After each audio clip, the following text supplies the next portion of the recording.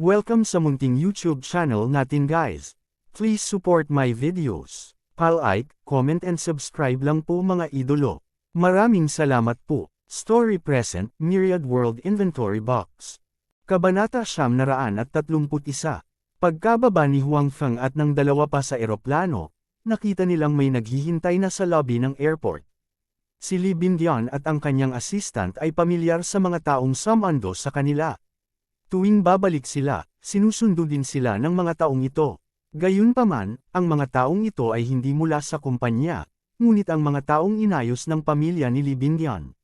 Dahil si Li Bindian ay isang malaking bituin kung tutuusin, nang lumabas sila ng airport, maingat nilang pinagtuunan ng pansin ang pagtatakip, lalo na si Huang Feng. Nagkaroon siya ng iskandalo kay Li Bindian noon. Kung kinunan ulit siya ng litrato, tiyak na magkakaroon ng panibagong eskandalo, at mas malala pa ito kaysa sa huling pagkakataon. Alam ba ng pamilya mo na gusto mong i-terminate ang kontrata sa kumpanya? Sa kotse, tinanong ni Huang Feng si Li Bindian sa mahinang boses. Hindi ko alam, sinabi ni Li Bindian ang isang pangungusap, pagkatapos ay tumingin sa kanyang katulong.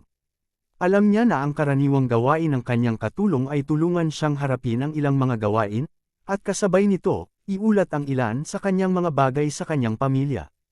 Kaugnay nito, walang anumang pagtutol si Li Bindian. Alam niyang dahil iyon sa pag-aalala ng kanyang pamilya sa kanya. Malaki ang pasasalamat niya sa kanyang pamilya sa pagpayag niyang pasukin siya sa entertainment industry, kaya wala siyang pakialam sa ibang bagay.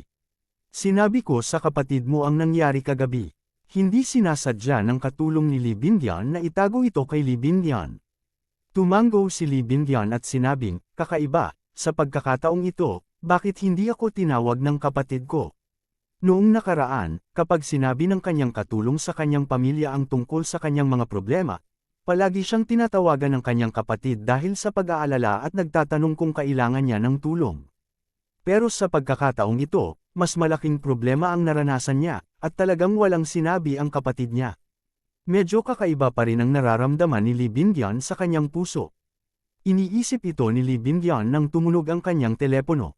Inilabas niya iyon at nakita niyang kapatid niya iyon.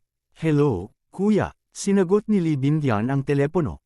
Bumaba sa eroplano. Ang boses ni Li Huaiman ay tumunog sa telepono. Oo, kasama mo si Huang Feng mula sa National Security Agency, tama ba?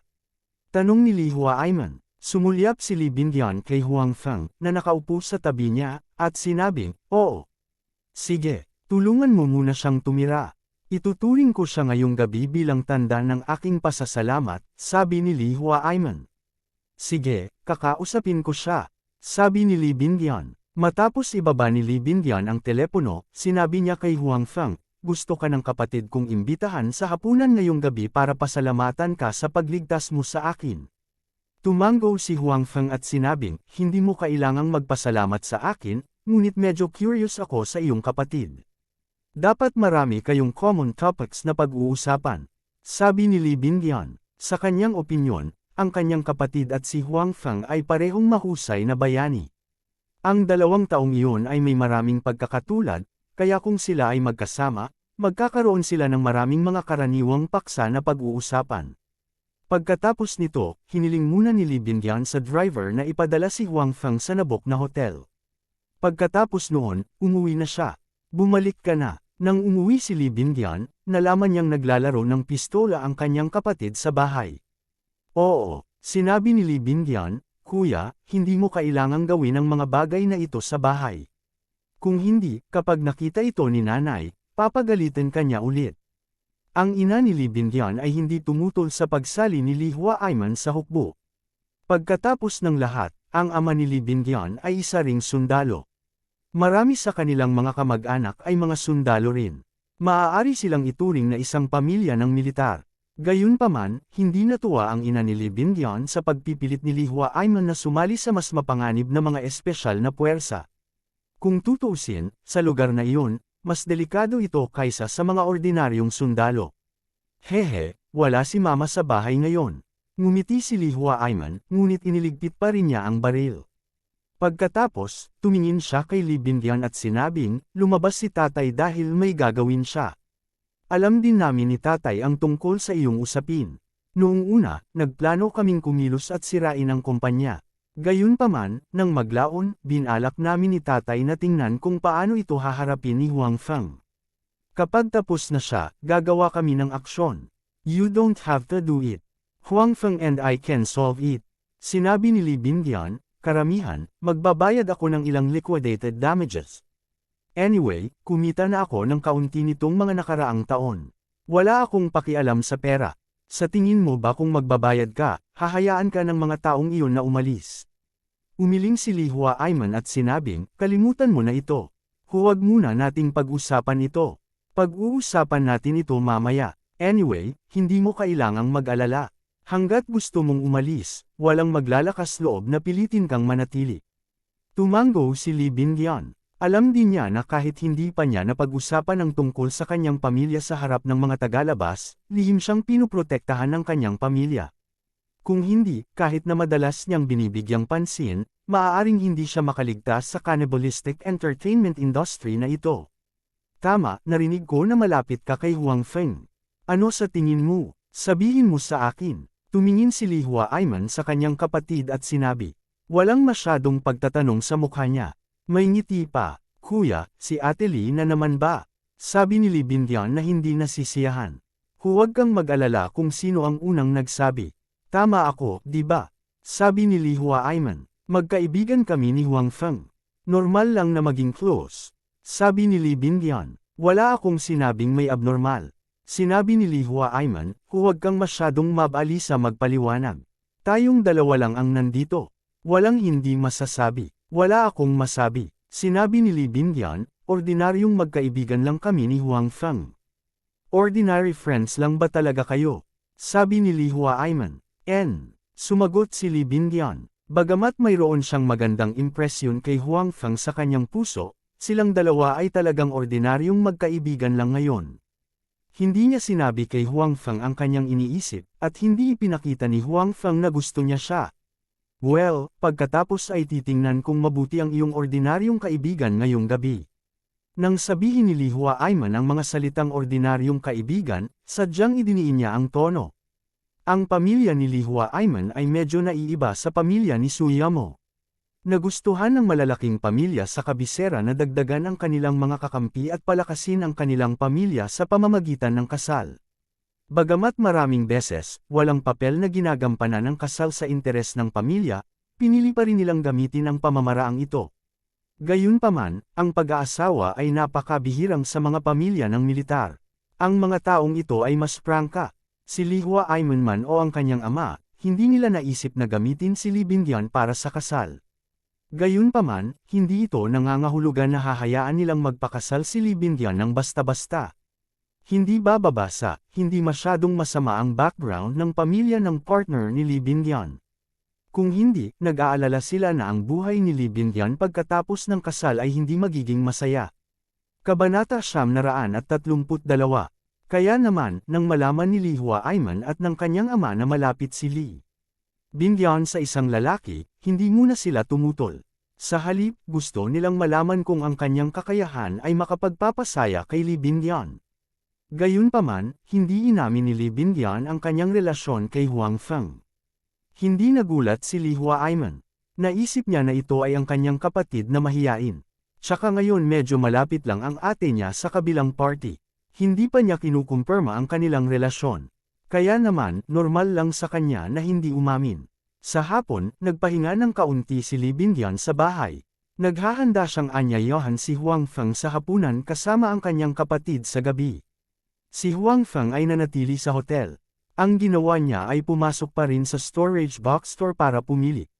Ngayong naitakda na ang layunin ni Huang Feng, hindi siya naglibot-libot sa tindahan ng walang taros. Sa halip, sinasadya niyang tiningnan ang bawat alipin sa lugar ng alipin at binasa ang kanilang pagpapakilala.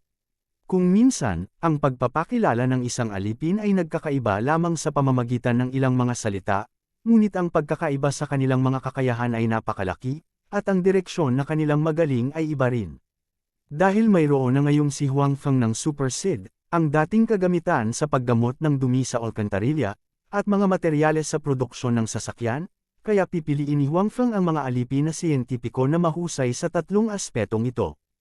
Ang kakayahan ng mga siyentipikong ito ay hindi rin mapag-aalinlanganan. Kasabay nito, labis ding nasisiyahan si Huang Feng sa kanilang katapatan. Kaya naman kahit mataas ang presyo ay kaya niyang tanggapin. Gayunpaman, ito ay tiyak na dahil sa mataas na presyo na hindi maaaring ipagpalit ni Huang Feng sa malaking halaga ng mga ito. Balak niyang palitan muna sila ng mga 10. Sa ganitong paraan, makakapagtayo muna siya ng sarili niyang laboratorio at makapaghanda para sa kanyang pagpapalawak ng negosyo sa hinaharap. Sa kalahating araw, napili na ni Huang Feng ang lahat ng mga alipin na gusto niyang piliin. Gayunpaman, naalala lang niya ang mga serial number ng mga alipin na iyon at hindi niya agad ipinagpalit. Kung tutuusin, kung magpapalit siya ngayon, lalabas agad ang mga aliping ito sa kanyang silid. Kinailangan pa niyang sumugod sa Jiangzhou na medyo magulo. Sa makatuwid, binalak ni Huang Feng na ipagpalit sila pagkatapos bumalik sa Jiangzhou. Kinagabihan, kumatok ang pinto ng kwarto ni Huang Feng. Binuksan ito ni Huang Feng at nakita si Li Bingyan. Gayunpaman, sa tabi ni Li Bingyan, may isang lalaki na puno ng malakas na aura. Ang lalaki ay medyo katulad ni Li Bingyan. Nahulaan ni Huang Feng na maaaring ang lalaking ito ang kapatid na karaniwang pinag-uusapan ni Li Bingyan. Huang Feng, kamusta ang pahinga mo? Tara, kain na tayo. Sabi ni Li Bingyan kay Huang Feng na may matamis na ngiti. Okay, tumugon si Huang Feng. Oh, tama, ito ang aking kapatid, si Li Huaiman. Mabilis na ipinakilala ni Li Bingyan ang kanyang kapatid at si Huang Feng. Hello, inabot ni Huang Feng ang kanyang kamay. Hello, inabot din ni Li Huaiman ang kanyang kamay. Nagkamayan ang dalawa. Orihinal na binalak ni Huang Feng na bawiin ang kanyang kamay, ngunit tila ayaw ni Li Huaiman na tapusin ang pakikipagkamay na ito ng ganoon kabilis. Sa makatuwid, hindi inalis ni Huang Feng ang kanyang kamay ayon sa gusto niya. Bukod dito, naramdaman niyang unti-unti nang lumalakas ang kabilang partido. Patuloy na pinalakas ni Li Huaiman ang kanyang lakas habang pinagmamasdan si Huang Feng. Noong una niyang nakita si Huang Feng, sa totoo lang, medyo nadismaya siya.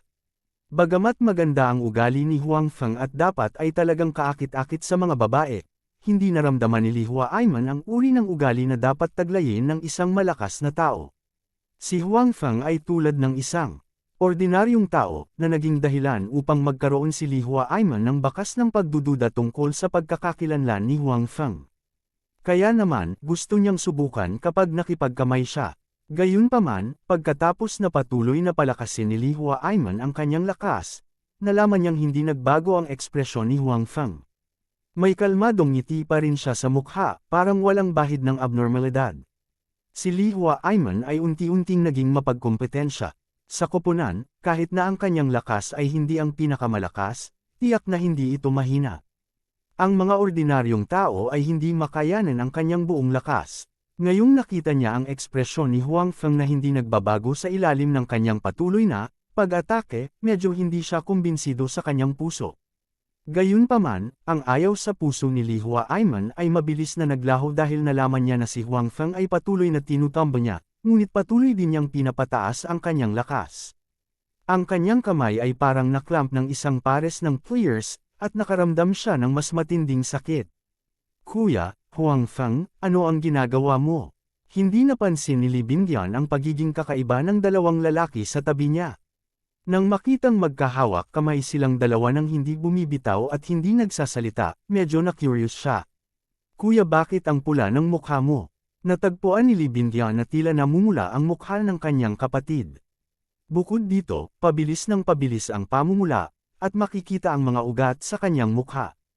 Sa oras na ito, sabay na binitawan ni Huang Feng at Li Huaiman ang kanilang mga kamay. Hindi pa rin nagbabago ang ekspresyon ni Huang Feng, ngunit medyo namumula ang mukha ni Li Huaiman. Naramdaman na lang niya na hindi na niya kayang kumapit pa. Kung hindi pa kakawalan ni Huang Feng, maaari siyang magkusa na humingi ng awa. Haha, kasama mula sa National Security Agency, talagang nabubuhay ka sa iyong reputasyon. Natatawang sabi ni Li Huaiman. Mayroon din siyang magandang impresyon kay Huang Feng sa kanyang puso. Malinaw, dapat ay naramdaman ni Huang Feng na malapit na siyang kumapit, kaya nagkusa siyang palayain siya, baka gumawa siya ng katangahan. Hindi ka masama. Nasa iisang bangka tayo. Nakangiti ring sabi ni Huang Feng. Let's go. Para kaming magkaibigan sa unang tingin ni Kuya Huang. Ngayon, dapat tayong uminom ng kontento. Inilagay ni Li Huaiman ang kanyang braso sa balikat ni Huang Feng at nakangiting sinabi.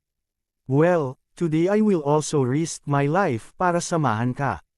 Nakangiti ring sabi ni Huang Feng. Tiningnan ni Li Bindian ang dalawang lalaki na biglang nagkaroon ng magandang relasyon sa isa't isa na may mga pagdududa. Hindi niya maintindihan ang nangyari sa huli. Gayunpaman, kahit na hindi niya lubos na naiintindihan, siya ay napakasaya pa rin. Kung tutuusin, ang dalawang lalaking ito ay mga taong pinapahalagahan niya. Maganda ang kanilang relasyon, kaya syempre, masaya siya sa kanyang puso. Pagkatapos nito, si Huang Feng at ang dalawa pa ay dumiretso sa hotel. Pagkatapos lamang ng pagsisiyasat, sina Huang Feng at Li Huaiman ay nagkaroon ng pakiramdam ng kapwa pagpapahalaga. Magandang lugar ang National Security Agency. Matagal ko nang gustong pumunta doon, pero hindi pa ako nagkaroon ng pagkakataon. Inggit talaga ako kay Kuya Huang. Matapos umorder silang tatlo ng mga pinggan, sinabi ni Li Huaiman kay Huang Feng na may kaunting emosyon. Sinabi niya ito hindi para purihin si Huang Feng o anupaman. Gusto niya talagang sumali sa National Security Agency. Gayunpaman, napakaraming tao ang gustong sumali sa National Security Agency, lalo na sa hukbo. Sa makatuwid, ang mga kinakailangan ay natural na napakahigpit. Bagamat napakahusay din ni Li Huaiman, hindi siya napili sa huli. Sa totoo lang, kung si Huang Feng ay walang pagpapakilala ni Bai Xiaoro at mayroon ding panloob na puwersa, pabayaan ang isang opisyal na miyembro, kahit isang panlabas na miyembro ay maaaring hindi kwalipikadong sumali. Kabanata 933. Actually, I got into the National Security Agency by chance. Later on, I found out na hindi pala talaga madaling makapasok. Matagal na akong nagsasaya, sabi ni Huang Feng. Si Huang Feng ay nagsasabi ng totoo. Maraming taong may background at kakayahan ang gustong makapasok sa National Security Agency, ngunit lahat sila ay inalis. Ipinakita nito kung gaano kahirap makapasok sa National Security Agency. Nalaman din ito ni Huang Feng sa ibang pagkakataon, kaya napakaswerte niya. Kung tutuusin, malaki ang naitulong ng pagkakakilanlan niya sa National Security Agency. Mas malakas ka sa akin. Kumbinsido ako na makapasok ka sa National Security Agency. Nag-thumbs up si Li Huaiman kay Huang Feng. Bagamat maikli ang oras ng pagsisiyasat, naramdaman ni Li Huaiman na ang lakas ni Huang Feng ay tiyak na higit sa kanya. Bukod dito, naniniwala na siya ngayon na ang dahilan kung bakit hindi niya maramdaman ang aura ng isang eksperto mula kay Huang Feng ay dahil ang kanyang lakas ay mas mababa kaysa kay Huang Feng. Sa makatuwid, hindi niya ito maramdaman. Okay, wag na natin pag-usapan to. Sinabi ni Li Huaiman, ngayon, sa ngalan ng aking pamilya, nais kong ipahayag ang aking pasasalamat sa iyo sa pagligtas sa aking kapatid na babae ng ilang beses. Sa totoo lang, matagal na dapat namin kayong i-treat sa pagkain na ito, ngunit tulad ng alam mo, ang aking lugar ay espesyal, kaya wala akong oras. Ngayong nakarating ka na sa Yang City at mayroon akong oras, sa wakas ay maipahayag ko na ang aking sinseridad. No need to thank me. Magkaibigan kami ni Bindian. Hindi ko siya papansinin kapag nasa panganib siya. Tumingin si Huang Feng kay Li Bindian at sinabi. Nakita ni Li Bindian si Huang Feng na nakatingin sa kanya at ngumiti din kay Huang Feng. Malinaw, ang mga salita ni Huang Feng ay nagpasaya sa kanya. Iniligtas siya ni Huang Feng dahil kaibigan siya, hindi dahil lang sa misyon o background niya. Maaari mong baliwalain ito, ngunit hindi namin maaaring ipahayag ang aming mga damdamin, sabi ni Li Huaiman. Sa oras na ito, inilagay na ng waiter ang mga pinggan sa mesa. Nagbuhos si Li Huaiman ng isang baso ng alak para kay Huang Feng at pagkatapos ay sinabi kay Huang Feng, halika, hayaan mong i-toast kita. Itinaas din ni Huang Feng ang kanyang baso at sumenyas. Pagkatapos, inubos nila ni Li Huaiman ang alak sa isang lagop. Huwag ka lang uminom, kumain ka. Sabi ni Li Bindian. Natatakot siyang baka mag-inuman ang dalawa sa huli. Parehong ngumiti sina Li Huaiman at Huang Feng at nakinig sa mungkahi ni Li Bindian. Kumain sila habang umiinom. Tama si Li Bindian. Si Huang Feng at Li Huaiman ay talagang maraming karaniwang paksa. Pareho silang kabilang sa espesyal na departamento at may ilang bagay na hindi masasabi sa mga ordinaryong tao. Gayunpaman, hindi nila kailangang mag-alala ng labis tungkol sa isa't isa. Si Li Huaiman ay napaka-curious tungkol sa National Security Agency ni Huang Feng. Interesado rin si Huang Feng sa mga espesyal na puwersa ni Li Huaiman. Sa pamamagitan ng pakikipag-chat, alam din ni Huang Feng na si Li Huaiman at ang iba pa ay pumupunta paminsan-minsan sa ibang bansa upang magsagawa ng mga misyon. Gayunpaman, hindi tulad ni Huang Feng, si Li Huaiman at ang iba pa ay karaniwang pumunta sa ibang bansa na may sariling pagkakakilanlan. Gagawa rin sila ng ilang mapanganib na misyon. Gayunpaman, iba si Huang Feng at ang iba pa. Si Huang Feng at ang iba pa ay gumamit ng mga alias o pumunta sa ibang bansa sa pamamagitan ng mga espesyal na paraan.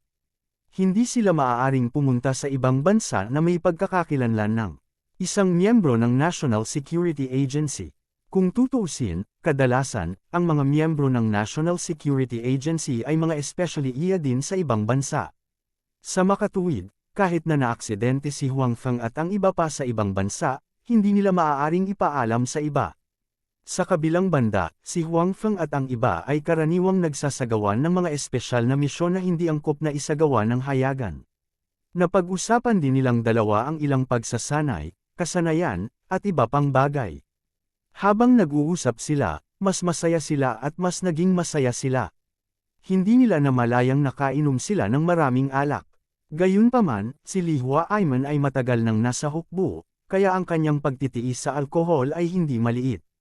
Para naman kay Huang Feng, dahil sa kanyang panloob na lakas, ang kanyang pagpapaubaya sa alkohol ay napakataas din. Kaya naman kahit medyo marami silang nainom ay hindi naman sila nagmumukhang lasing. Dahil dito, gamaan ang pakiramdam ni Li Binyan na nasa gilid.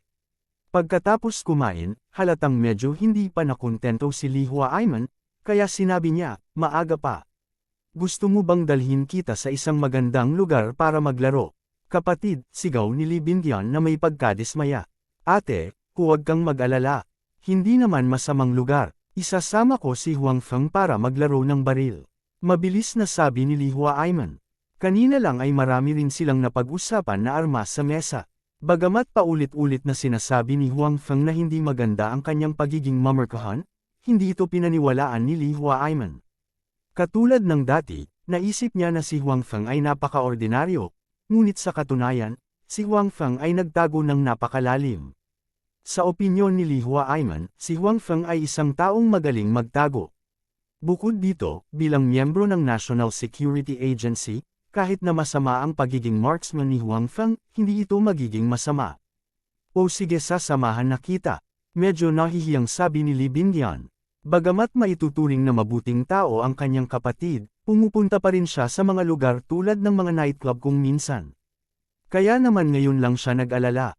Oo naman, sabi ni Li Huaiman, pagkatapos ay tumingin kay Huang Feng, halatang naghihintay ng kanyang sagot.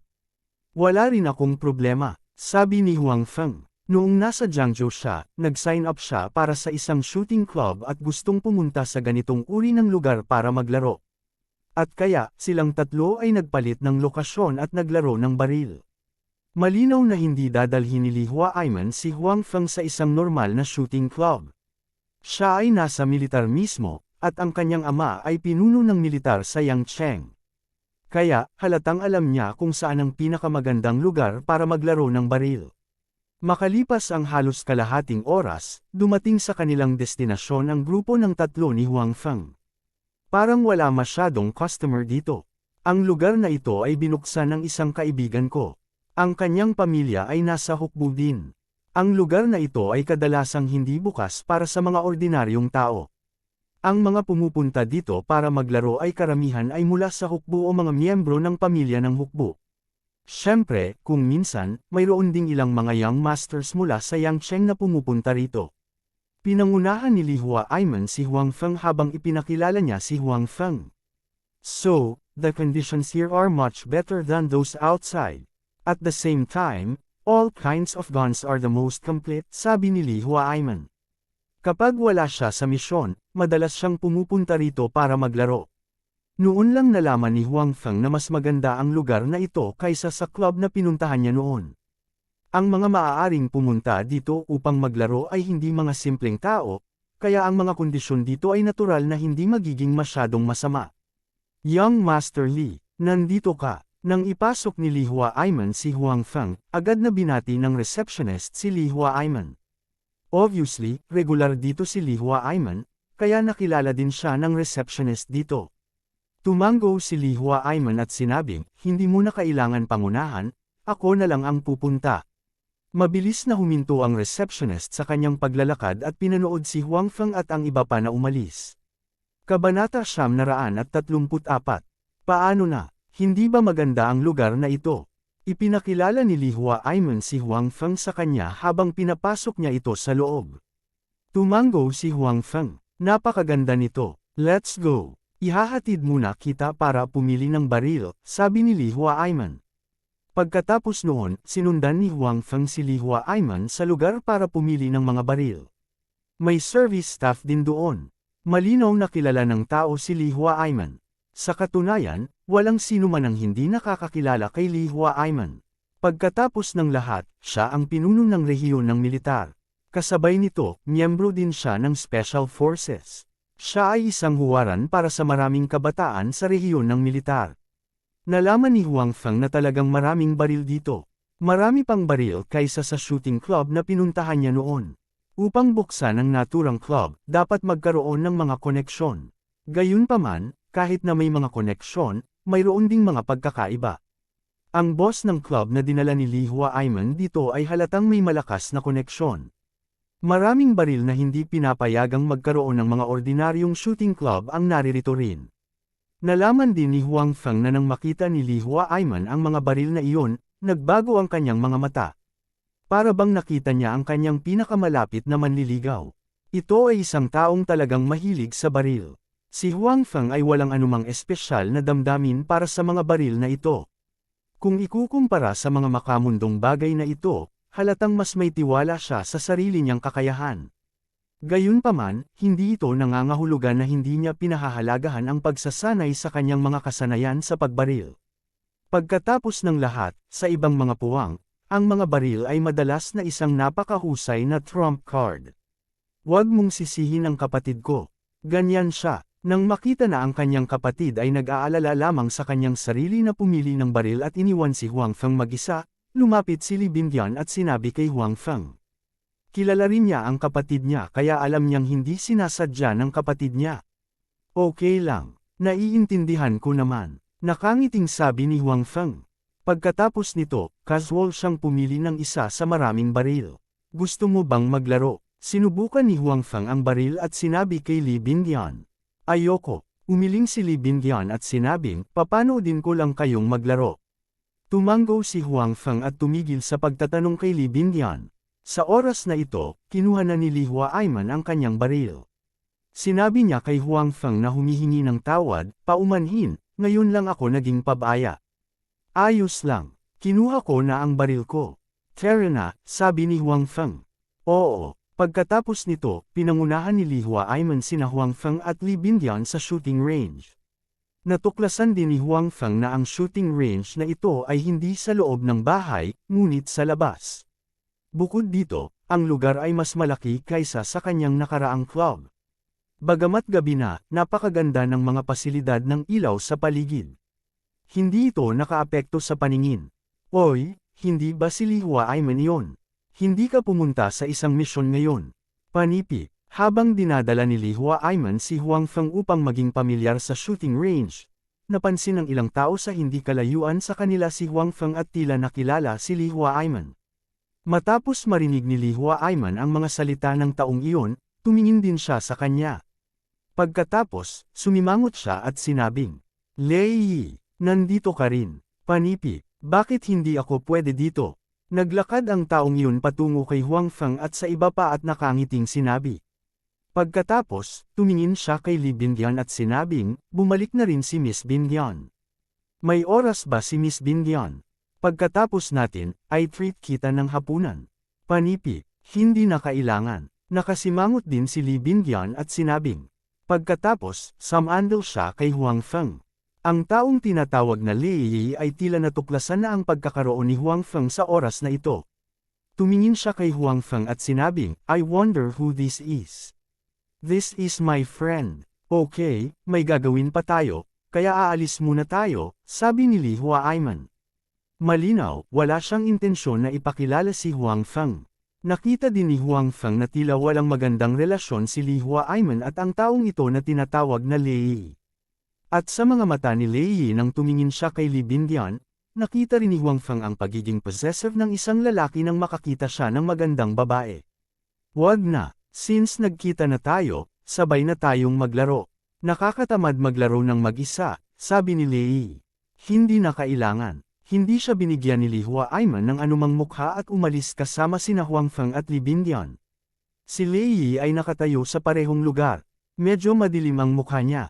Ang ngiti ngayon ay nawala. Kuya Lei, lalong nagiging mayabang ang Li Huaiman na yan. Hindi ka man lang niya inilalagay sa mga mata niya. Sabi ng isang binata sa tabi ni Lei. Tama, dati, mas mababa ang rangkang ng tatay niya sa tatay ni Kuya Lei.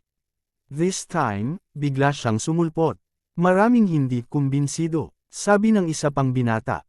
Dumating ang mga kabataang ito kasama si Lei. Lahat sila ay mga young masters sa militar. Ang kanilang mga pamilya ay nasa militar din. Ang kanilang mga magulang ay malapit sa pamilya ni Lei. Natural, close sila ni Lei. Ang ama ni Lei ay orihinal na pangalawang in command sa militar ni Yang Cheng. Noong nagretiro ang first in command, malamang na siya ang pumalit. Sino ang nakakaalam na ang huling resulta ay mabigla sa maraming tao? Ang ama ni Li Huaiman, na orihinal na pumangatlo, ay hindi inaasahang pumalit sa posisyon ng first in command. Maraming tao ang naniniwala na ito ang resulta ng mga gawain ng lolo ni Li Huaiman. Kung tutuusin, bagaman nagretiro na ang lolo ni Li Huaiman, napakalaki pa rin ang kanyang impluwensya sa hukbo. May kapangyarihan pa rin siya, lalo na ang mga malapit sa ama ni Lei. Naisip nila iyon sa kanilang mga puso. Sina Lei at Li Huaiman ay magkakilala sa loob ng maraming taon. Hindi tulad ni Li Huaiman na pumasok sa mga espesyal na puwersa, si Lei ay pumasok sa militar sa ilalim ng pagsasaayos ng kanyang pamilya. Gayunpaman, isa lamang itong ordinaryong unit ng militar. It was just for the sake of gilding. Matagal nang gusto ni Lei si Li Bingyan. Hindi man lang niya itinago ang kanyang nararamdaman. Maging ito ay ang kanyang pamilya o ang pamilya ni Li Huaiman, alam ng lahat ang tungkol dito. Kahit na ang mga opisyal sa militar ay alam ang tungkol dito. Inakala ng maraming tao na ito ay isang masayang okasyon para sa mga pamilyang may pantay na katayuan sa lipunan. Gayunpaman, walang magandang impresyon si Li Bingyan kay Lei. Noong panahong iyon, kahit na ang ama ni Li Bingyan ay mas mababa sa ama ni Lei, palagi niyang iginagalang ang desisyon ng kanyang anak na babae. Bukod dito, wala siyang magandang impresyon sa ama ni Lei. Ayaw niyang maging kamag-anak siya. Sa makatuwid, ang bagay na ito na inakala ng maraming tao ay isang magandang bagay ay hindi nangyari sa huli. Gayunpaman, hindi sumuko si Lei sa paghabol kay Li Bingyan. Gayunpaman, pagkatapos na maging first in command ang ama ni Li Bingyan, ang layunin ni Lei na ituloy si Li Bingyan ay nagbago ng malaki. Bagamat parehong lumaki sa militar at magkakilala sina Lei at Li Huaiman, hindi lang sila naglaro ng magkasama. Hinamak ni Li Huaiman ang mapagmataas at despotikong personalidad ni Lei, kaya't lubos niyang sinusuportahan ang pagtanggi ng kanyang kapatid kay Lei. Kabanata 935. Mababa ang tingin ni Li Huaiman kay Lei. Kasabay nito, pinagalitan din ni Lei si Li Huaiman bilang tanga sa kanyang puso. Ibinigay niya ang isang magandang buhay at iginiit na mamuhay sa isang buhay na madalas ay nasa panganib. Kung hindi ito tanga, ano? Gayunpaman, dahil kay Li Bingyan, si Lei ay karaniwang magalang kay Li Huaiman sa ibabaw. Gayunpaman, alam ni Li Huaiman ang kanyang iniisip, kaya kadalasan ay ayaw niyang makipag-usap sa kanya. Sige, huwag mo nang sabihin. Pangit ang mukha ni Lei habang pinipigilan ang mga katabi niyang magpatuloy. Gayunpaman, mas nagalit siya dahil sa mga salita ng mga taong ito, at wala siyang magandang impresyon kay Li Huaiman. Go! Sundan natin sila. Napaisip si Lee at nagpatuloy. Ayaw pa rin niyang umalis ng ganito. Hindi lang niya nakita si Lee Bindian, na matagal na niyang hindi nakikita, kundi dahil din sa ugali ni Lee Hua-aiman, na labis na ikinalungkot niya. Dahil sa relasyon sa pagitan ng kanyang ama at ng ama ni Lee Hua-aiman, si Lee ay hindi natutuwa kay Lee Hua-aiman sa mahabang panahon, at ang pinipigilang kalungkutan na ito ay tila hindi kayang pigilan. Yung tao kanina ay galing din sa compound namin ng militar, pero hindi mabuting tao ang taong iyon. Nagpaliwanag ng kaunti si Lee Hua-aiman kay Huang Feng nang maglakad siya patungo sa isa pang shooting range kasama si Huang Feng.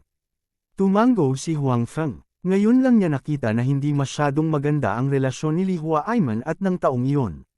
Karaniwang mayabang at dominante ang lalaking iyon. Mahilig makipaglaro sa mga babae dahil sa relasyon ng pamilya niya. Originally, walang kinalaman sa akin yun, pero poloko yung lalaking yun na gustong kumain ng swan meat. Gusto niya talagang iperso ang kapatid ko.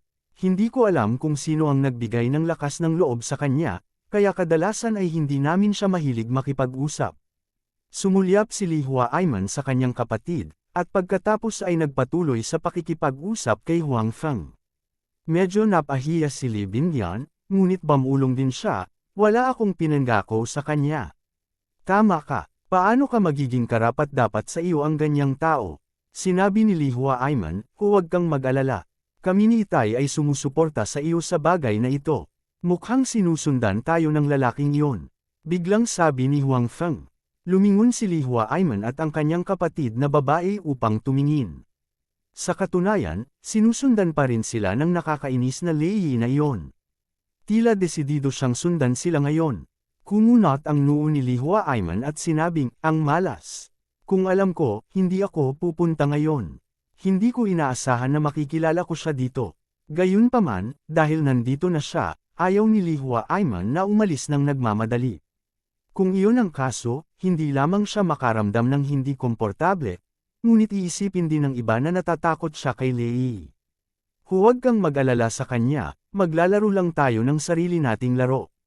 Nakita ni Huang Feng na hindi masyadong maganda ang ekspresyon ni Lee Hua-aiman, kaya sinabi niya sa kanya. Oo, sagot ni Lee Hua-aiman. Pagkatapos nito, sa tulong ng mga tauhan ng club, si Huang Feng at ang dalawa pa ay nakahanap ng lugar para maglaro. Tunay na naglalaro si Huang Feng. Ang kanyang pagmamarka ay hindi masyadong tumpak. Sa orihinal, inakala ni Lee Hua-aiman na si Huang Feng ay nagbibiro o pagiging mahinhin. Gayunpaman, hindi niya inaasahan na ang pagiging marksman ni Huang Feng ay talagang napakasama. Siyempre, kumpara sa mga ordinaryong tao, napakahusay na ng pagiging mamarkahan ni Huang Feng. Gayunpaman, kumpara sa mga elite ng National Security Agency sa puso ni Lee Hua-aiman, ito ay medyo mas malala. Ang isang tao na may ganoong masamang marksmanship ay talagang pumunta sa ganoong lugar para makipaglaro ng baril. Sayang lang ang mga bala. Biglang sabi ng katabi ni Lei. Tama, kahit sinong random na tao dito ay hindi magkakaroon ng ganoong kagalingan sa pagbaril. Umalangaw-ngaw ang isa pang tao. Ano bang pinagsasasabi mo? Biglang tumalikod si Lee Hua-aiman at tinitigan ang dalawang taong nag-uusap. Si Lee Hua-aiman ay mula sa mga espesyal na puwersa. Nakapatay na siya ng mga tao noon. Bagamat nasa hukburin ang dalawang tao, pumasok lang sila para magpalipas ng oras at makakuha ng karanasan. Walang paraan upang ihambing kay Lee Hua-aiman. Sa makatuwid, ngayon na sila ay tinitigan ni Lee Hua-aiman, bigla silang nakaramdam ng hindi komportable sa buong katawan, at ang kanilang mga mata ay medyo umiiwas. Nang makitang tila natakot ang kanyang mga kampan, tiyak na hindi uupo si Lei. Sa katunayan, ang dahilan kung bakit kinukot siya ng dalawang kasambahay si Huang Feng ngayon ay dahil din sa kanyang mga tagubilin. Hua-aiman, huwag kang ang magalit. Masyadong outspoken yung dalawa, wala silang malicious intention, nakangiting sabi ni Lei kay Lee Hua-aiman. Pagkatapos nito, tumingin siya kay Huang Feng at sinabing, I'm sorry, friend. Ang dalawa kong kaibigan ay kadalasang ganito. Masyado silang prangka. Ang mga miyembro ng pamilya nila ay nasa hukburin, kaya hindi nila kayang makita ang mga tao na nagsasayang ng bala. Hindi talaga nila sinasadya na target ka. Please don't mind them. Si Lee Hua-aiman ay nakinig sa mga salita ni Lei, at ang kanyang mukha ay lalong sumama. Sa panlabas, si Lei Yi ay humihingi ng tawad para sa kanyang dalawang kampon, ngunit sa katunayan, muli niyang kinukutya ang masamang pagbaril ni Huang Feng. Ang paglalaro ng baril ay isang pag-aaksaya lamang ng mga bala. Nagalit ito kay Li Huaiman. Ngayon, si Huang Feng ay hindi kasing simple ng taong dinala niya. Siya ay isang taong may mabuting pakikitungo sa kanya. Paano siya magiging masaya kapag minamaliit si Huang Feng? Sa kabilang banda, kalmado pa rin ang mukha ni Huang Feng. Walang bahid ng galit, parang hindi niya alam na pinag-uusapan siya ng mga iyon. Ipinagpatuloy ni Huang Feng ang pag-reload ng mga bala at sinabing casual, sa palagay ko ay maaaring mayroon kang hindi pagkakaunawaan tungkol sa salitang straightforward. Siyempre, maaaring hindi ka rin natutong mabuti ng Chinese noong elementarya, kaya hindi mo lang naiintindihan ang kahulugan ng salitang ito. Puchi, biglang tumawa si Li Binyan. Tapos, parang naramdaman niyang may mali at mabilis niyang tinakpan ang bibig niya. Gayunpaman, hindi maitago ang ngiti sa kanyang mga mata. Ikaw, matapos ang panlilibak ni Huang Feng, ang isang mapagmataas na tao tulad ni Lei Yi ay tiyak na hindi makatiis. Talas ang dila mo. Sa tingin ko, hindi nagkakamali ang dalawa kong kaibigan. Nagsasayang lang ng bala ang mga tulad mo na pumupunta sa lugar na ito. Sa pamamagitan ng obserbasyon ni Lei Yi, hindi niya nakita ang aura ng isang mayamang pangalawang henerasyon, isang opisyal na pangalawang henerasyon, o pangalawang henerasyon ng militar kay Huang Feng. Si Lei Yi ay may maraming pakikipag-ugnayan sa gayong mga tao, kaya hanggat tinitingnan niya sila, malalaman niya kung ang kabilang partido ay may ganoong pagkakakilanlan. Malinaw na hindi si Huang Feng. Sa makatuwid, sa paghatol ni Lei Yi, si Huang Feng ay dapat na isang ordinaryong tao. Kung bakit napakalapit ni Li Huaiman sa isang ordinaryong tao, hindi niya alam. Sa pagsasabing nag-aaksaya ng bala si Huang Feng, hindi naman talaga maganda ang pagiging marksman ng dalawang kaibigan mo. Natural na kilala ni Li Huaiman si Lei Yi at ang dalawang Alapiers na ngayon lang nagsalita. Alam din niya ang kanilang mga pamantayan. Gayunpaman, ang mga taong ito ay lumaki sa compound ng militar. Bagamat tila wala silang tunay na kakayahan, hindi naman masama ang kanilang pagmamarka. Hindi bababa sa mas mahusay sila kaysa kay Huang Feng ng kaunti. Gayunpaman, kumpara kay Li Huaiman, natural na kulang sila ng kaunti. Kahit gaano sila kasama, mas magaling pa sila sa kaibigan mo. Tumingin si Lei Yi kay Li Huaiman at sinabing hindi sumusuko. Kabanata 936. Sa tingin mo ba talaga? Sa oras na ito, natapos na ni Huang Feng ang isang magazine ng mga bala. Ibinaba niya ang baril at tumingin kay Lei Yi at sa iba pa sa unang pagkakataon. Tumingin si Lei Yi sa taong nag-uulat ng target sa malayo. Isang panunuya ang lumitaw sa gilid ng kanyang bibig at sinabing, "Siyempre, kung hindi ka kumbinsido, maaari kang makipagkompetensya." Huang Feng, huwag. Sa oras na ito, lumakad si Li Huaiman sa tabi ni Huang Feng at bamulong. Hindi niya alam kung ano ang iba pang kakayahan ni Huang Feng, ngunit nakita niya ang pagiging marksman ni Huang Feng sa kanyang sariling mga mata. Talagang hindi ito mas mahusay kaysa sa dalawang tao na kakausap lang, kaya ayaw niyang pumayag si Huang Feng. Sa katunayan, alam ni Li Huaiman ang iniisip ni Lei Yi. Nakita niya na mukhang hindi sapat ang pagiging marksman ni Huang Feng, kaya hinayaan niyang kutsain ng kanyang tagasunod si Huang Feng. Pagkatapos, hindi makumbinsi si Huang Feng at makikipagkompetensya sa kanyang tagasunod. Sa wakas, sa pagpapatalo ni Huang Feng sa kompetisyon at pagkawala ng mukha, ito ay isang dagok sa kanyang sarili. Hinamak ni Li Huaiman ang gayong pamamaraan. Ang pamamaraang ito ang nilalaro niya maraming taon na ang nakalilipas, at nilalaro pa rin ito ni Lei ngayon. Walang mga trick sa lahat. Hanggat hindi bobo ang isa, makikita ang plano ni Lei. Sa impresyon ni Li Huaiman, tiyak na hindi tanga si Huang Feng, kaya naisip niya na tiyak na makikita ito ni Huang Feng. Gayunpaman, sinabi ni Huang Feng kay Li Huaiman, "Okay lang, naiintindihan ko." Pagkatapos nito, tumingin si Huang Feng kay Lei at sinabing, "Kung gusto mong makipagkompetensya, okay lang." Nang marinig ni Lei ang mga salita ni Huang Feng, ang kanyang mukha ay biglang nagpakita ng kagalakan, ngunit ang kanyang puso ay mas lalong hinamak si Huang Feng. Ang Huang Feng na ito ay talagang gaya ng iniisip niya. Isa lamang siyang ordinaryong tao na walang kakayahan. Bahagya lang siyang na-provoke, at kinuha niya ang pain. Sumimangot si Li Huaiman at gustong pigilan muli si Huang Feng.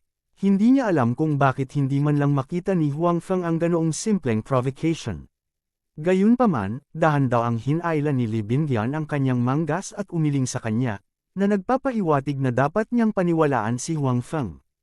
Nag-alinlangan si Li Huaiman, ngunit sa huli, hindi na siya nagpatuloy para hikayatin muli si Huang Feng.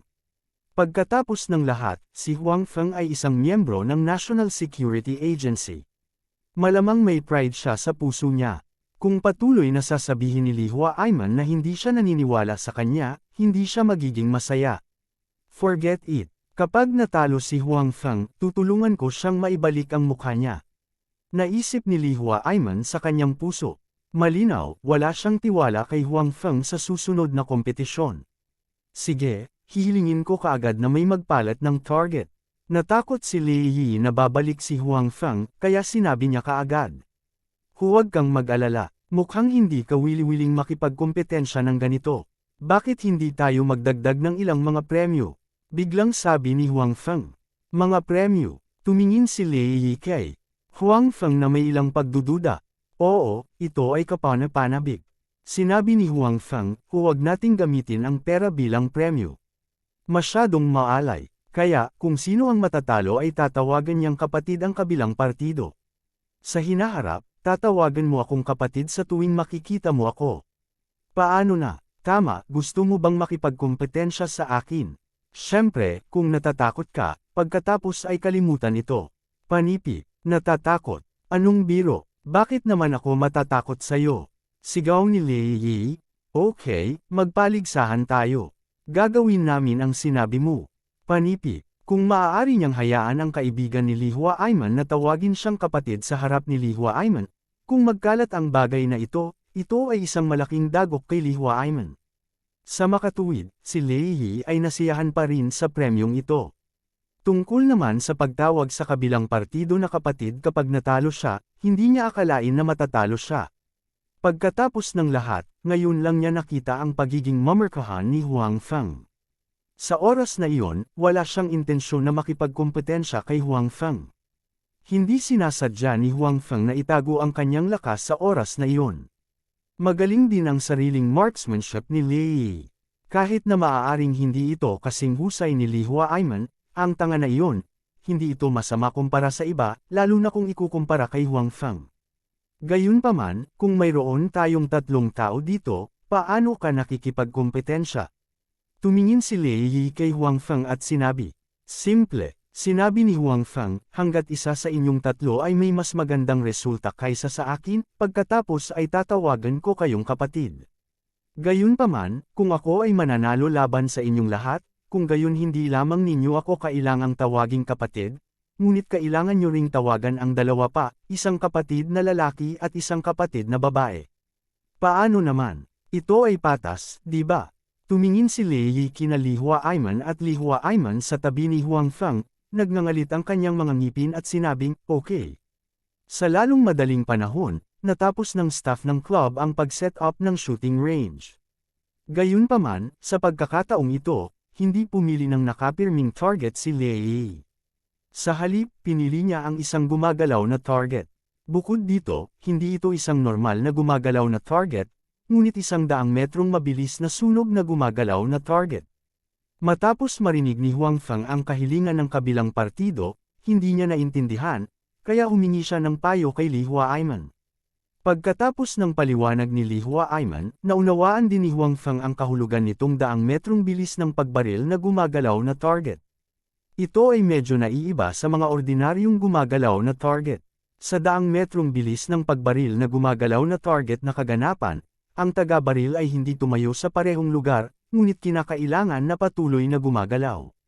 Sa proseso ng paglipat, kailangan nilang bumaril, at kailangan nilang kumpletuhin ang 100 metrong paggalaw sa loob ng 40 segundo. Kasabay nito, sa proseso ng paglipat, sa loob ng 100 metrong ito, hindi lahat ay maayos, ngunit mayroong iba't ibang mga hadlang, na madaling makaapekto sa mga aksyon ng mga tao. Bilang karagdagan, Ang mga target ay hindi static, ngunit random na lumitaw sa kalsada. Maaaring lumitaw ang target na ito kahit saan, at walang pattern sa oras ng paglitaw.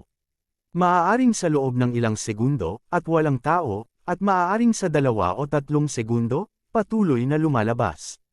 Ito ay isang pagsubok ng kakayahan sa reaksyon ng taga-baril. Kung ang reaksyon ay medyo mabagal, kung gayon ay walang pagkakataon na mag-shoot. Sa wakas, noong lumahok sa kaganapang ito, mayroong kabuuang 40 target, ngunit sa baril ng bawat tao, mayroon lamang 45 bala. Ang pagtama sa 25 target ay itinuturing na pass.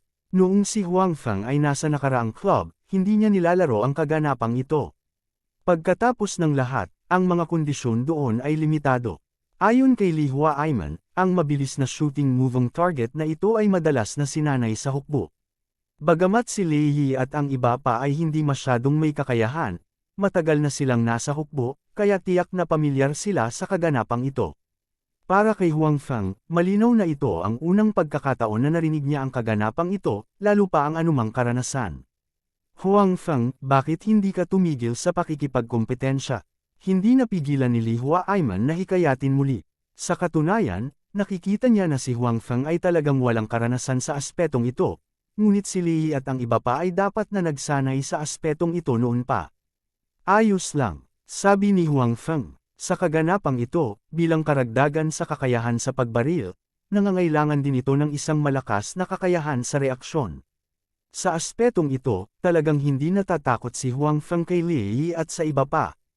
Paano na? Kung natatakot ka, maaari ba akong lumipat sa ibang kaganapan? Sabi ni Li kay Huang Feng na may kumpiyansa na mukha.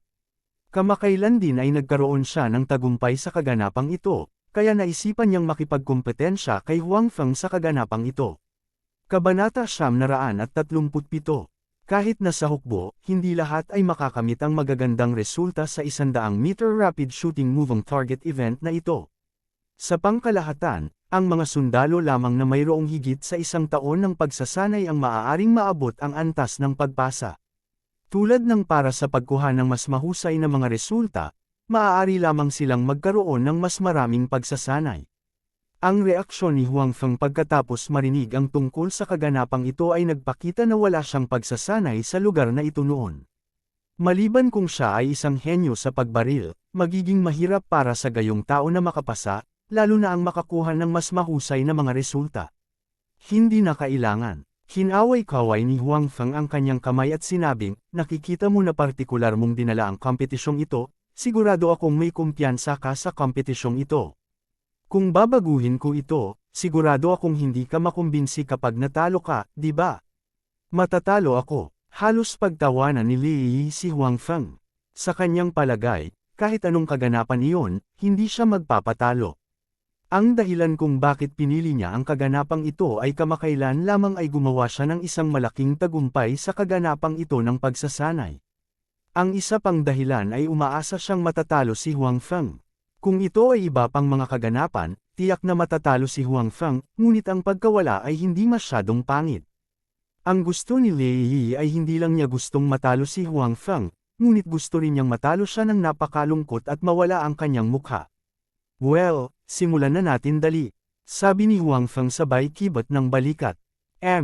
Malamig na bamantong hininga si Lei. Pagkatapos noon, siya at ang iba pang 2 tagasunod na nanunuya kay Huang Feng ay naglakad patungo sa venue ng kompetisyon kasama si Huang Feng. Sumunod din ang iba, pero may distansya sila sa kanila. Mauna na kayo, sabi ni Huang Feng sa mga taong iyon. Tara, ayaw ka naming pagsamantalahan. Hahayaan ka muna naming manood. Kung hindi, kapag natalo ka, masasabi mong hindi ka pamilyar dito. Walang hiyang sabi ni Lei. Sa katunayan, ang mga taong hindi pamilyar sa kaganapang ito ay hindi magkakaroon ng anumang epekto kahit na pinapanood nila ang iba na tumugtog ng ilang beses. Pagkatapos nito, hinawakan ng isang tao sa gilid ni Lei ang kanyang baril at nagsimula. Mabilis siyang tumakbo pasulong. Pagtakbo niya sa balakid ay agad siyang nahiga. Sa oras na ito, 2 target na makina ang biglang lumitaw at mabilis na kumilos. Ang tao ay nagkaroon lamang ng oras upang tamaan ang isa sa kanila. Si Huang Feng ay hindi mayabang. Sa halip, seryoso niyang pinanood ang performance ng unang tao. Nang mapagtanto niya na ang proyektong ito ay katulad ng naisip niya, nakahinga siya ng maluwag. Hindi nagtagal, natapos ng taong iyon ang buong kaganapan. Gayunpaman, tumagal ito ng 40 segundo, at 21 target na makina lamang ang nataman sa huli.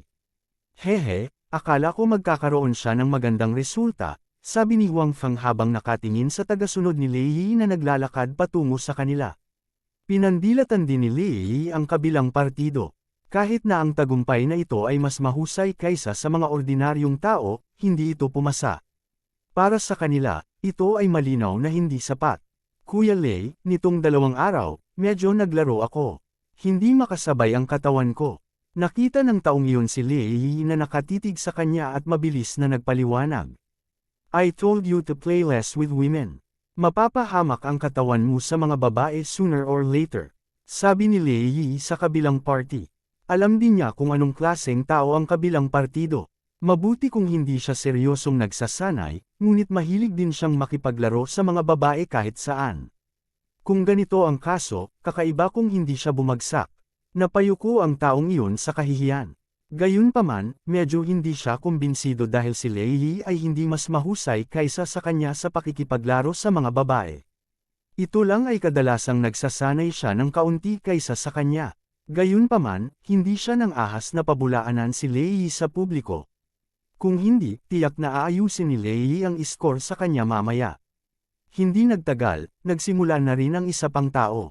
Ang bilis at katumpakan ng paggalaw ng taong ito ay mas mahusay kaysa sa nakaraang tao. Sa oras na ito, ang sulok ng bibig ni Lei Yi ay nagpakita ng bakas ng isang ngiti. Ito ay mas katulad nito. Kung hindi siya gumanap ng maayos, kahit na manalo siya laban kay Huang Feng, hindi makumbinsi sina Huang Feng at Li Huaiman. Ang huling resulta ng pangalawang tao ay talagang mas mahusay kaysa sa unang tao. Gumamit din siya ng 40 segundo, ngunit nataman niya ang 29 na target. Ito ay isang magandang resulta. Tumingin si Lei Yi kay Huang Feng para makita kung ano pa ang sasabihin niya sa pagkakataong ito. Umiling si Huang Feng sa paghamak. Ngayon, I really understand what is a waste of bullet. With this result, if it were me, I would be embarrassed. Some people actually have the nerve to be proud and criticize others. Brat, huwag kang magmalaki. Sa tingin mo ba ay masama itong resulta? Buti naman kung makapasa ka mamaya. Sabi ni Lei Yi kay Huang Feng.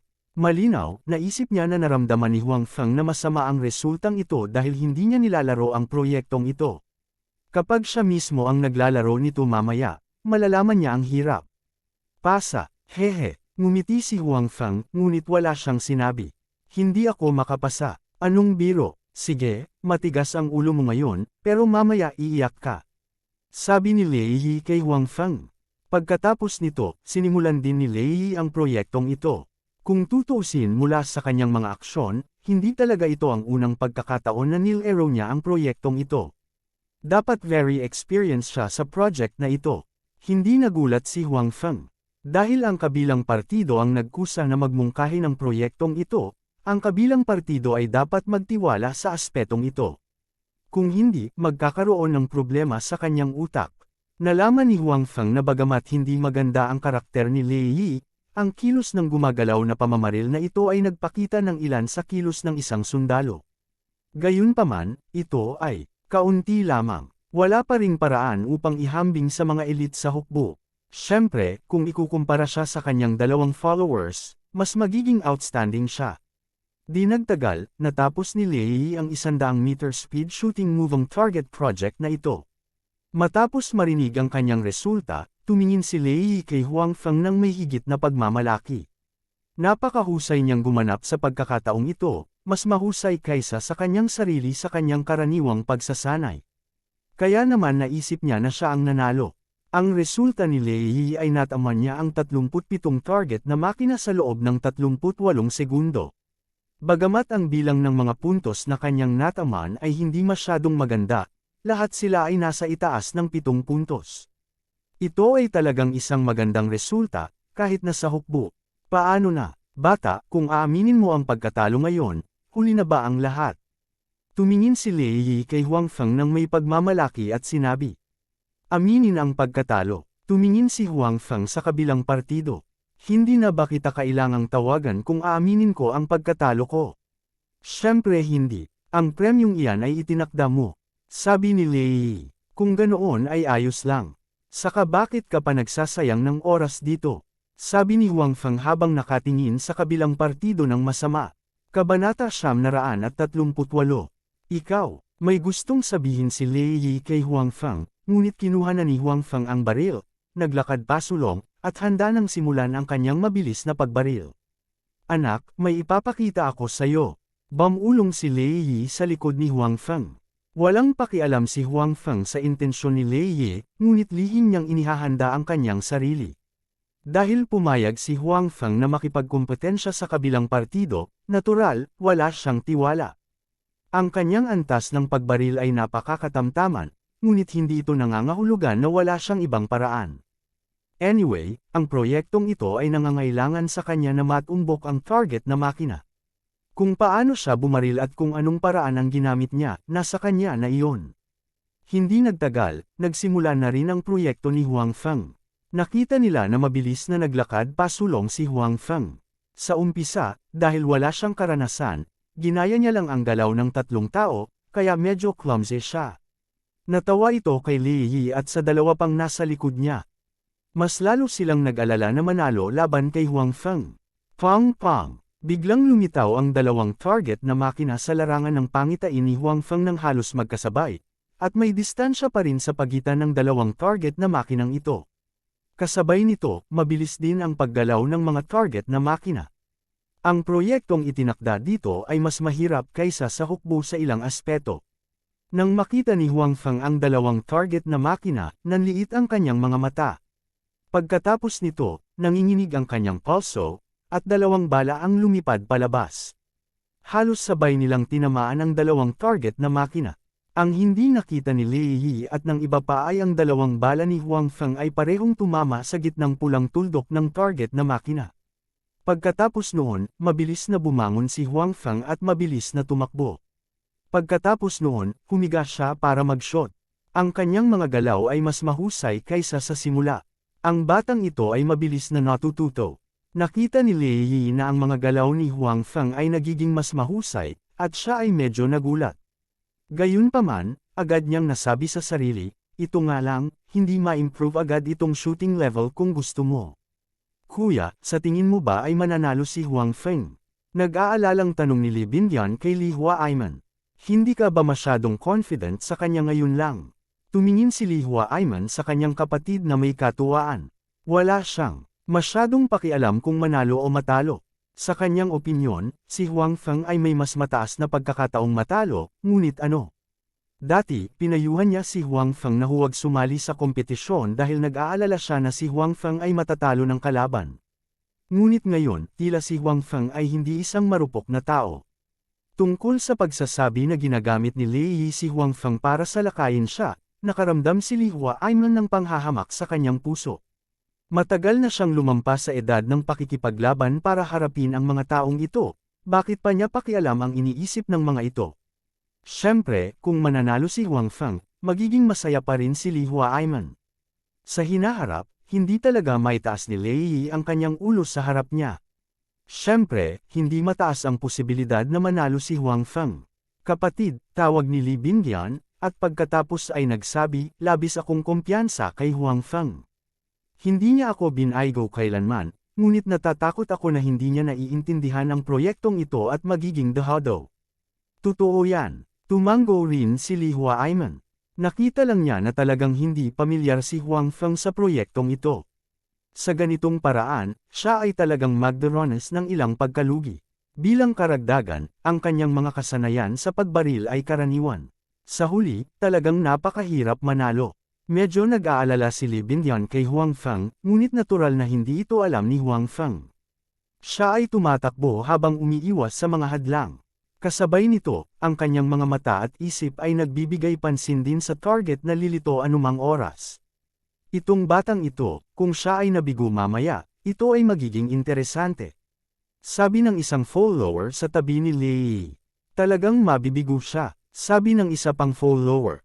Siya yung nabigo lang. Siyempre, umaasa siyang mabibigo din ng mga resulta ni Huang Feng. Kung hindi man, kahit na manalo sila sa huli, magiging biro siya sa kanyang bilog sa loob ng isang panahon sa hinaharap. Kung tutuusin, medyo nakakahiya na hindi man lang niya matalo ang isang baguhan. Hindi nagtagal, natapos ni Huang Feng ang lahat ng kanyang mga kuha. Naramdaman pa ni Lei Yi na mas kaunting oras ang ginamit ni Huang Feng kaysa sa kanyang sarili. Imposible ito, naisip ni Lei Yi sa kanyang puso. Si Huang Feng ay walang dahilan para maging mas mabilis kaysa sa kanyang sarili. Kung tutuusin, sa simula, hindi siya pamilyar dito at naantala ng ilang oras. Gayunpaman, kahit na mas mabilis siya kaysa sa akin, ang kanyang mga resulta ay tiyak na mas malala. Naisip ni Lei Yi sa kanyang puso. Sa oras na ito, dumating din si Li Huaiman at ang kanyang kapatid na babae, gayon din ang ilan pang mga taga-sunod ni Lei Yi. Nakumpleto ni Huang Feng ang kanyang pagbaril na nangangahulugang tapos na ang kompetisyon.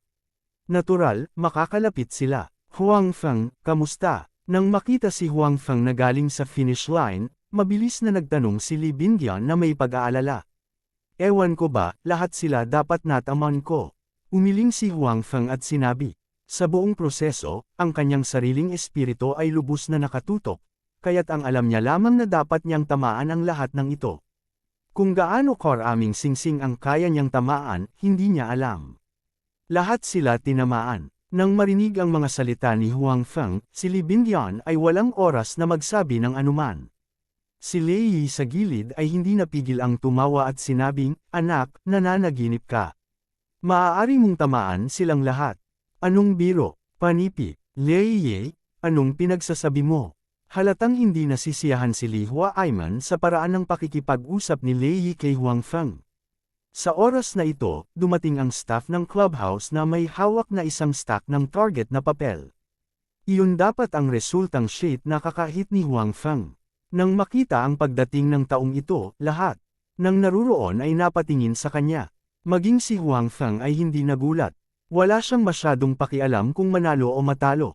Nais lang niyang malaman kung paano ang kanyang mga resulta. Siyempre, kung kaya niyang talunin si Lei Yi, magiging masaya pa rin si Huang Feng. Paano na? Ilang beses na ba siyang nagkulang sa target? Nang makita ang pagdating ng mga tauhan, ang isa sa mga tagasunod ni Lei Yi ay sabik na nagtanong sa kabilang partido. Tumingin muna ang staff kay Huang Feng nang may pagtataka, pagkatapos ay sinabi sa lahat. Ang resulta ng guest number 4 ay, tumagal ito ng 29 na segundo at lahat ng 40 gumagalaw na target ay nataman. May 5 bala na natitira, at ang mga resulta ng 40 gumagalaw na target ay lahat, 10 puntos. Panipi, nang marinig ang ulat ng staff, biglang tumahimik ang eksena. Ang mukha lang ni Huang Feng ang nagpakita ng ngiti. Hindi siya masyadong nagulat sa resultang ito. Huang Feng, alam kong magagawa mo ito. Talagang tinamaan mo silang lahat, at lahat sila ay 10 puntos. Huang Feng, napakaganda mo. Si Li Bingyan ang unang nag-react. Niyakap niya ang braso ni Huang Feng at sinabing nakangiti at tumalon. Para bang hindi kay Huang Feng ang resultang ito, kundi sa kanya. Tuwang-tuwa si Li Bingyan para kay Huang Feng. Kabanata 939. Good, ang galing mo talagang magtago ng lakas. Itinago mo pa sa akin ang lakas mo noon. Mas maganda pa ang resulta mo kaysa sa akin. Sa oras na ito, nag-react din si Li Huaiman at naglakad papunta sa gilid ni Huang Feng. Pinalo niya ang kanyang dibdib at nakangiting sabi. Tuwang-tuwa din si Li Huaiman na nanalo si Huang Feng. Siyempre, medyo hindi rin inaasahan. Hindi niya akalain na si Huang Feng ang mananalo. Gayunpaman, ang pagganap ni Huang Feng ay nagpaunawa sa kanya na minamaliit niya noon si Huang Feng. Hehe, swerte, swerte lang. Medyo nahihiya na sabi ni Huang Feng. Siya lang ang nakakaalam na kung ito ay isang tunay na kompetisyon sa pagbaril, tiyak na hindi siya ang kalaban ni Li Huaiman. Naglaro lang siya ng ilang tricks. Imposible ito. Sa oras na ito, biglang sumigaw si Lei Yi. Dahil sa sobrang emosyonal niya, medyo matalas ang boses niya. Napakasakit sa pandinig ng iba. Imposible ito. Muling sinabi ni Lei Yi, fake, it must be fake. Nagkamali ka ba? Tumingin si Lei Yi sa staff at sinabing. Gayunpaman, hindi nagpanik ang staff sa ilalim ng tingin ni Lei. Ang mga tauhan dito ay pawang mga retiradong sundalo. Bagamat medyo natatakot sila sa pagkakakilanlan ni Lei, mas naging mapagpakumbaba sila sa kanilang mga puso. Mr. Lei, ito ang target paper ng guest number 4 ngayon lang. Kung hindi ka naniniwala, maaari mong tingnan ang iyong sarili. Sabi ng staff kay Lei. Pagkatapos nito, nang hindi na hinintay na gumalaw si Lei, inagaw ng tagasunod sa likod niya ang target na papel at tiningnan ito kasama si Lei. Okay, Lei, natalo ka. Parang hindi ka pa natatalo dati. Bakit ayaw mong umamin? Tumawa si Li Huaiman sa gilid. Siyempre, hindi siya naniwala na nagkamali ang mga tao sa shooting range. Kaya naman, kahit na hindi niya alam kung bakit biglang naging napakahusay ng pagmamarka ni Huang Feng, alam niya ngayon lang talaga nanalo si Huang Feng sa kompetisyon. Isa-isang tiningnan ni Lei ang target na papel ni Huang Feng na nagbingi-bingihan sa mga panunuyan ni Li Huaiman. Gayunpaman, habang tinitingnan niya, mas lumalala ang kanyang ekspresyon. Sa mga target na papel na ito, sa gitna ng bawat target na papel, mayroong isang bilog na butas na sanhi ng isang bala. Sa madaling salita, ang mga tao sa shooting range ay hindi nagkamali tungkol sa mga resulta ni Huang Feng, at talagang natama ni Huang Feng ang lahat ng 10 puntos sa ilalim ng kanyang ilong. Nagsinungaling ka sa akin. Matapos tingnan ang lahat ng target na papel, biglang itinuro ni Lei si Huang Feng at galit na sinabi. Kailan ba ako nagsinungaling sa'yo? Tanong ni Huang Feng. Sinadya mong magkaroon ng ganitong masamang resulta noon, ang galing mo talaga sa pagmamarka. Sabi ni Lei, don't tell me na sisiraan ka ng bait. Bakit ko sinasadyang magsinungaling sa'yo? Ang kompetisyon na ito ay iminungkahi mo rin. Tsaka parang hindi ako nagkusa na sabihin na masama ang marksmanship ko. Yan ang iniisip mo, mahinahong sabi ni Huang Feng. Ikaw, itinuro ni Lei si Huang Feng at saglit na hindi makapagsalita dahil nagsasabi si Huang Feng ng totoo. Ang bagay na ito ay talagang siya ang nagpasimula, at ito rin ay kanyang naisip na opinyon na ang pagiging mahusay ni Huang Feng ay hindi mataas. Walang sinabi si Huang Feng mula sa simula hanggang sa wakas. Okay, Lei, naalala mo pa yung dating premyo di ba? Tawagan mo. Nakangiting tumingin si Li Huaiman kay Lei at sinabing, syempre, kung nakalimutan mo, mapaalalahanan kita. Biglang naging berde at pula ang mukha ni Lei. Syempre, hindi niya nakalimutan ang nakaraang premyo. Sa kabaligtaran, naalala niya ang premyo ng napakalinaw. Nag-iisip pa rin siya kung paano paalalahanan si Huang Feng na tuparin ang kanyang pangako pagkatapos mawala si Huang Feng. Gustong balikan ni Lei ang kanyang mga sinabi, ngunit hindi lang siya ang naruroon. Maraming tao sa kanyang panig, sa panig ni Li Huaiman, at maging sa mga tao ng club. Naniniwala siya na kung babalikan niya ang kanyang mga salita, ang bagay na ito ay kakalat sa bilog bukas. Gayunpaman, mahirap din para sa kanya na tawagan si Huang Feng na, kapatid, tawagan si Li Huaiman na, kapatid, o kahit na tawagan si Li Bingyan na, kapatid. Nasa dilema ngayon si Lei. Sa bandang huli, masasabi lang niya, nadaya siya, walang kwenta. Pagkatapos noon, nang hindi na hinintay na magsalita si Li Huaiman at ang iba pa, umalis siya kasama ang kanyang mga kampon. Ang kanyang bilis ay mas mabilis kaysa noong siya ay dumating, at mukhang siya ay tumatakas. Oy, wag ka na. Hindi pa tayo nagkakalinawan. Sigaw ni Li Huaiman kay Lei at sa iba pa.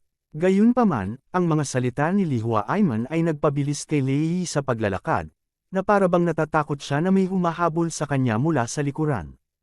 Hindi talaga siya lalaki, buti na lang natalo siya.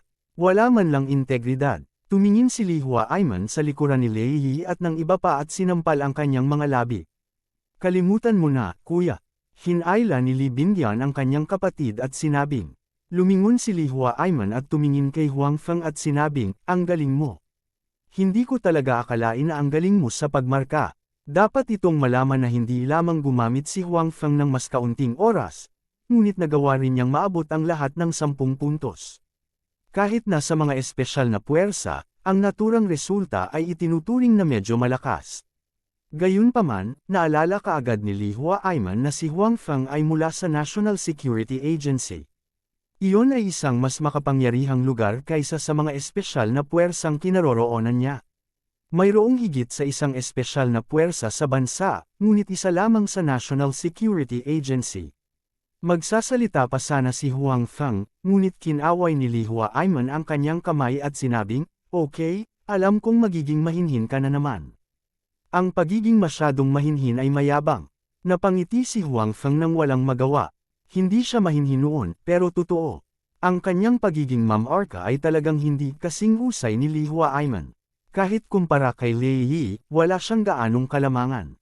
Ang dahilan kung bakit nagawang tamaan ni Huang Feng ang mga target na iyon ng 100% na katumpakan ay higit sa lahat dahil hindi siya gumamit ng baril. Sa halip, gumamit siya ng kombinasyon ng panloob na lakas at kasanayan. Hidden Weapon Throw, ihagis ang sandata sa iyong kamay bilang isang nakatagong sandata, na nagiging sanhi ng pinsala sa target. Ang partikular na pinsala ay tinutukoy ng lakas ng pag-atake ng user at ang partikular na katangian ng nakatagong armas. Nangangailangan ng propesyon ng magnanakaw.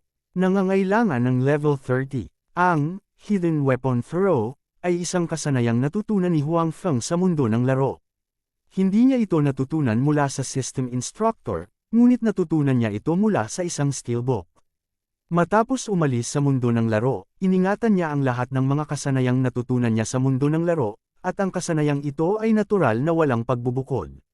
Sa makatuwid, sinamantala ni Huang Feng ang oras na walang pumapansin para tanggalin ang mga bala sa baril at itinapon ito bilang isang nakatagong sandata. Napakapamilyar na niya sa kasanayang ito, at sa kontrol ng kanyang panloob na lakas, medyo mataas ang hit rate. Hindi katakataka na kaya niyang tumama ng 100%. Gayunpaman, mayroong ilang elemento ng swerte na kasangkot sa pagpindot sa lahat ng 10 puntos sa target na papel. Siyempre, alam din ni Huang Feng na ito ay isang panlilinlang. Mabuti kung kaharap ang mga ordinaryong tao, ngunit kung makatagpo siya ng isang dalubhasa sa panloob na puwersa, mararamdaman nila ang pagbabago-bago ng kanyang panloob na puwersa. Sa kasong iyon, ang epekto ay bahagyang mas malala. Ito rin ang dahilan kung bakit gustong magsanay ni Huang Feng ng kanyang spear arts. Kabanata 940.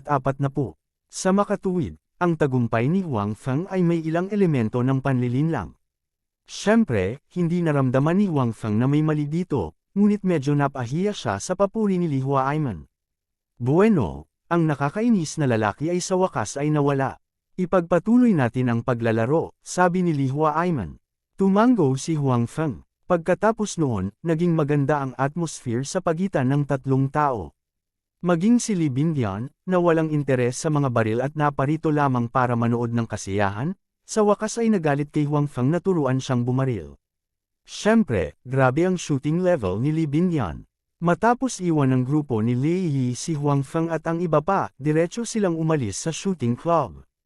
Naramdaman ni Lei Yi na wala siyang mukha para magpatuloy na manatili doon. Kung makikilala niya si Huang Feng mamaya, magiging awkward. Sadyang nagpanggap na baboy ang batang iyon para kainin ang tigre. Pagkaalis ng club, galit na sabi ng isa sa mga tagasunod ni Lei Yi. May mukha ka pa para sabihin yan. Pinipigilan na ni Lei Yi ang kanyang hininga sa kanyang puso. Bagamat hindi niya tinawag na, kapatid, sina Huang Feng at Li Huaiman sa huli, iyon ay siya ang kumikilos ng walang kahihiyan. Ito ay isang napakahiyang bagay. Matapos kumalat ang insidente ngayon, tiyak na maaapektuhan ang kanyang reputasyon. So, paanong hindi siya magagalit sa puso niya? Sinabi ko na sa'yo na mag-practice ka pa, pero hindi ka nakinig. Babae lang ang alam mong makipaglaro. Ngayon, bagsak ka talaga ng 100 metrong speed shooting. Kung alam ng tatay mo, balatan ka niya ng buhay. Tumingin si Lei Yi sa kabilang partido at sinabi. Nang marinig ng tao ang mga salita ni Lei Yi, hindi siya nang ahas na magsalita pabalik. Gayunpaman, hinamak niya si Lei Yi sa kanyang puso. May mukha pa rin si Lei Yi para kausapin siya. Hindi rin ba siya nanalo laban sa batang iyon? Noong una ay gusto niyang ipakita at sampilan ang mukha ng bata, ngunit hindi maganda ang resulta. Binugbog siya ng kabilang partido at tuluyang tumakbo ng walang hiya. Ito ay masyadong nakakahiya. Gayunpaman, alam din ng taong ito na galit na ngayon si Lei Yi. Kung maglakas loob siyang magsalita pabalik, tiyak na. Ilalabas sa kanya ang galit ni Lei. Nang makita ang duwag na hitsura ng kanyang tagasunod, mas nagalit si Lei. Gayunpaman, napakabuti na ng saloobin ng kabilang partido. Hindi niya natuloy ang pagsaway sa kanya. Kung tutuusin, may ibang tao sa paligid niya. Hindi siya masyadong masungit. Sige, bumalik ka at imbestigahan ang background ng lalaking iyon. Kung makakasama niya si Li Huaiman, malamang hindi siya ordinaryong tao. Huminga ng malalim si Lei at sinabi sa kanyang follower. Sa orihinal, inakala ni Lei na si Huang Feng ay isang ordinaryong tao lamang. Pagkatapos ng lahat, si Huang Feng ay walang kaiabangan ng mga taong katulad nila. Kasabay nito, si Huang Feng ay napaka-ordinaryo din. Sa makatuwid, kahit nakasama ni Huang Feng si Li Huaiman, hindi ito sineseryoso ni Lei. Gayunpaman, ngayong natalo siya sa kamay ni Huang Feng, nagbago ang pananaw ni Lei kay Huang Feng. Naisip niya na sinadya ni Huang Feng na magpanggap na baboy para kainin ang tigre. Dapat ay napakatalino niyang tao. Ang gayong tao ay mas nakakatakot. Ngayon, nawalan siya ng mukha sa harap ni na Huang Feng at Li Huaiman. Imposibleng pabayaan ito. Gayunpaman, bago maghiganti, dapat niyang alamin ang pagkakakilanlan ni Huang Feng. Sige, gagawin ko bukas. Mabilis na sabi ng follower. Hindi lang dahil sa utos ni Lei, kundi dahil wala siyang magandang nararamdaman para kay Huang Feng sa kanyang puso. Nais din niyang gumanti kay Huang Feng. Siyempre, iyon ay matapos imbestigahan ang pagkakakilanlan ni Huang Feng at kumpirmahin na si Huang Feng ay hindi isang malaking karakter na hindi maaaring masaktan. Saka lang sila gagawa ng hakbang. Anong bukas? Sige na. Sa wakas ay nakahanap ng dahilan si Lei para turuan muli ng leksyon ang kanyang tagasunod. Pagkatapos noon, sinipa pa siya nito. Sige, mauna na ako. Mabilis na sabi ng follower. Natural na hindi alam ni Huang Feng na si Lei at ang iba pa, na natalo lang sa kanyang mga kamay, ay gusto na siyang imbestigahan at gumanti sa kanya. Karaniwang hindi nagkukusa si Huang Feng na magdulot ng gulo. Gayunpaman, kapag pinukaw siya ng iba, hindi siya natatakot sa gulo. Kaya naman, kahit alam niyang hindi ito pababayaan ng kabilang partido, hindi siya matatakot. Sobrang saya pala ng shooting. Nang ang tatlong tao ay halos tapos na sa paglalaro at handa nang umalis, si Li Bingyuan ay medyo hindi pa nasisiyahan. Nakinig sina Huang Feng at Li Huaiman sa mga salita ni Li Bingyuan at nagkatinginan. Marahil sa mata ng mga taong tulad ni Li Bingyuan, ang pagbaril ay isang nakakatuwang bagay. Para kina Huang Feng at Li Huaiman, ang pagbaril ay nangangahulugan ng panganib. Nangangahulugan ito na ang mga tao ay maaaring mamatay. Sa makatuwid, ito ay hindi isang nakakatuwang bagay. Gayunpaman, malinaw na hindi sinasadya ng dalawang lalaki na turuan si Li Bingyuan sa bagay na ito. Iyon ang kanilang mundo. Ito ay nakahiwalay kay Li Bingyuan. Hindi na kailangang kaladkarin si Li Bingyuan dito. Pagkatapos noon, pinadala muna ni Li Huaiman at Li Huaiman si Huang Feng sa hotel. Nang malapit na silang maghiwalay, sinabi ni Li Huaiman kay Huang Feng, dapat kang mag-ingat. Ang Lei na iyon ay hindi isang malawak na pag-iisip. Ngayon, ginawa mo siyang nawalan ng mukha. Hindi niya ito basta-basta pakakawalan. I know. I'm actually quite curious kung anong mga paraan ang gagamitin niya para makaganti siya. Ngumiti si Huang Feng at ikinulong siya. Nako, nakalimutan ko. Member ka ng National Security Agency. Paano ka matatakot sa mga pakulo nilang bata? Biglang naalala ni Li Huaiman ang pagkakakilanlan ni Huang Feng at napangiti siya ng maluwag. Ang mga tao ng National Security Agency ay kadalasang nakatagpo ng maraming mapanganib na bagay. Sa harap ni Lei, paano sila matatakot? Ngumiti si Huang Feng at pagkatapos ay sinabi kay Li Bingyuan, huwag kalimutan. See you tomorrow. See you tomorrow. Sinabi rin ni Li Bingyuan. Hindi nakalimutan ni Huang Feng na hindi siya pumunta sa Yangcheng sa pagkakataong ito para maglaro. Siya ay dumating upang tulungan si Li Bingyuan sa mga pamamaraan ng pagwawakas. Gayunpaman, dahil ngayon lang sila dumating, walang plano ang dalawa na pumunta sa kumpanya ni Li Bingyuan ngayon. Sa halip, binalak nilang maghintay hanggang bukas. Nakita ni Huang Feng ang kalmadong ekspresyon ni Li Huaiman at alam niyang dapat alam na ng kabilang partido ang tungkol kay Li Bingyuan. Hindi niya alam kung bakit pero wala siyang nagawa. Gayunpaman, ito ay mabuti rin. Ang bagay na ito ay orihinal na sanhi ng kanya. Pinakamabuting hayaan siyang lutisin ito. Matapos paalisan si Huang Feng, umuwi rin sina Li Huaiman at Li Bindian. Pagdating nila sa bahay, nagbabasa pa rin ng dyaryo sa sala sina Li Huaiman at tatay ni Li Bindian.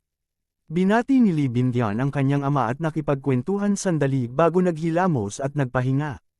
Nakita mo ba si Huang Feng ngayon? Kamusta na siya? Tanong ng ama ni Li Huaiman sa kanyang anak.